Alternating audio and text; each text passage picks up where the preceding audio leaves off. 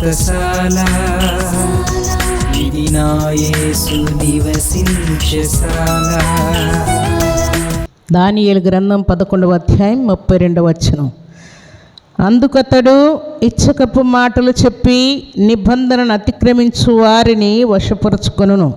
అయితే తమ దేవుని ఎరుగువారు బలము కలిగి గొప్ప కార్యములు చేసెదరు.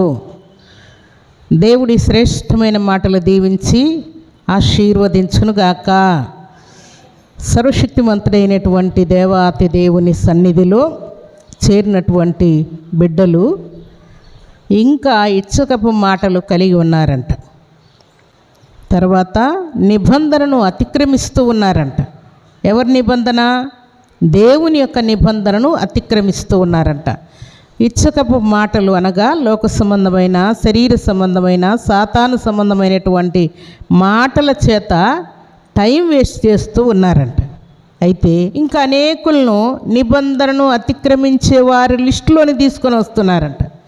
వారు అతిక్రమిస్తూ ఇంకా అనేకులను నిబంధన అతిక్రమించేటట్టుగా చేస్తూ ఉన్నారంట. వారు చెడిపోతూ ఇంకా అనేకుల్ని చెడుపుతూ ఉన్నారట. వారు తాగుతూ అనేకుల్ని తాగేవారుగా చేస్తున్నారట. వారు పాపం చేస్తూ ఇంకా అనేకులు పాపం చేసేవారుగా చేస్తూ ఉన్నారట. అయితే మరి కొంతమంది ఏం చేస్తున్నారంట? తమ దేవుని ఎరుగువారు బలము కలిగి గొప్ప కార్యములు చేయుదురు. దేవుణ్ణి ఎరిగిన వారు మాత్రం బలము కలిగి గొప్ప కార్యములు చేస్తున్నారంట. దేవుణ్ణి ఎరిగి ఉన్నవారు, దేవుణ్ణి కలిగి ఉన్నటువంటి వారు, వారికి తెలియకుండానే వారు ఏం చేస్తున్నారంట? గొప్ప కార్యములు చేస్తూ ఉన్నారంట. దేవుని సన్నిధిలో చేరినటువంటి దేవుని బిడ్డలమైన మనం అనేకుల్ని పాపం వైపు మళ్ళిస్తున్నామా, లేక దేవుణ్ణి ఎరిగేటట్టుగా చేస్తున్నామా అని మనల్ని మనం పరీక్ష చేసుకుంటే, దీన్ని బట్టి దేవుణ్ణి మనం ఎరిగి ఉన్నామో లేక లోక సంబంధమైన కార్యాల చేత నిబంధనను అతిక్రమిస్తున్నామో మనల్ని మనం పరీక్ష చేసుకోవాలని దేవుడు జ్ఞాపకం చేస్తున్నాడు. అయితే ఈ శుభదినాన్న దేవుణ్ణి ఎరుగువారు ఏం చేస్తున్నారని చెప్పుకున్నాం మనం? దేవుణ్ణి ఎరుగువారు బలము కలిగి గొప్ప కార్యములు చేస్తారంట.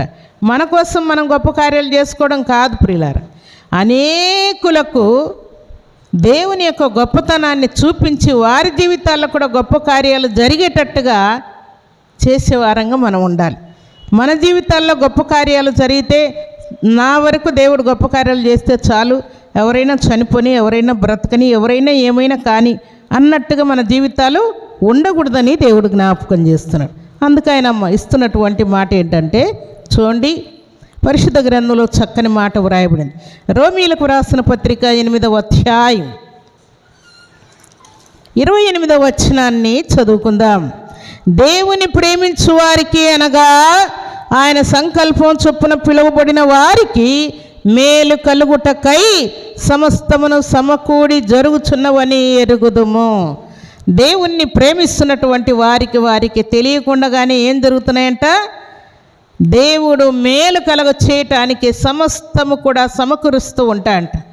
ప్రతి విధమైన వ్యాధులను తొలగించి సమకూరుస్తాడు, శోధనలు తొలగించి సమకూరుస్తూ ఉంటాడు, నిందల అవమానములు తొలగించి సమకూరుస్తూ ఉంటాడు.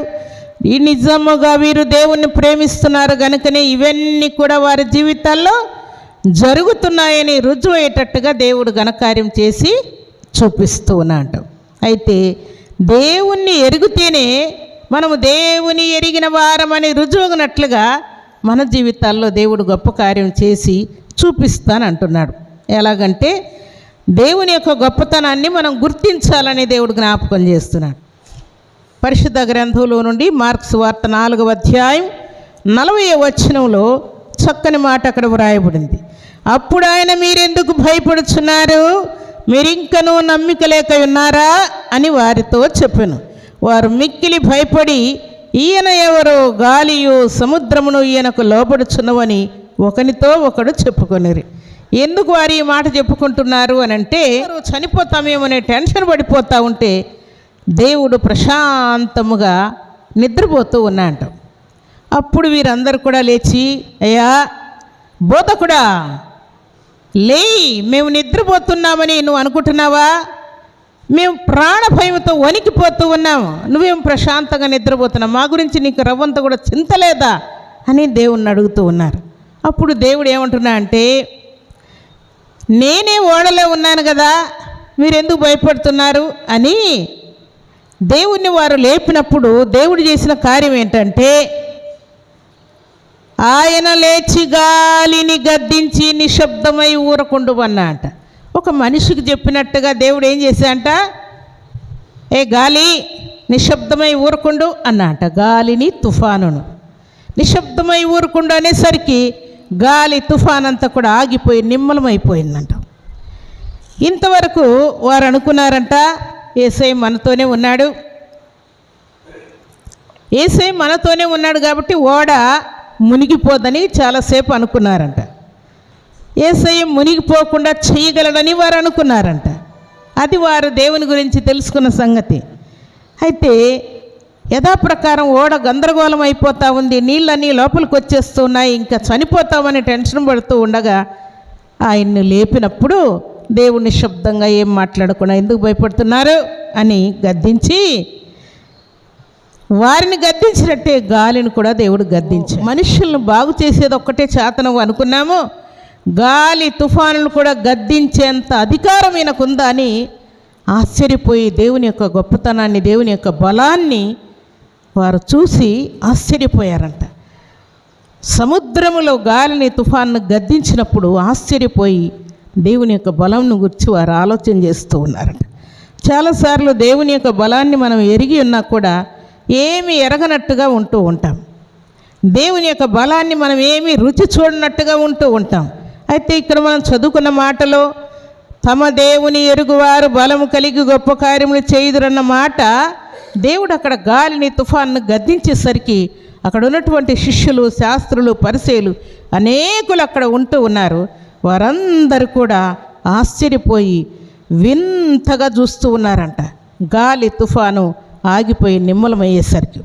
అయితే దేవుని సన్నిధిలో చేరిన దేవుని పిల్లలమైన మనం దేవుని యొక్క సంగతులన్నీ గ్రహించే వారముగా ఉండాలి. ఇటు మేలు పొంది అటు మర్చిపోయే వారంగా మనం ఉండకూడదు. దేవుడు అంటూ ఉన్నాడు, దేవుని ఎరుగువారు గొప్ప కార్యములు చేస్తారని దేవుడు సెలవిస్తూ ఉన్నాడు. గాలి తుఫానులు గద్దించిన వెంటనే వారు గడగడ వణికిపోతూ ఉన్నారంట. దేవునికి వనకడం లేదు.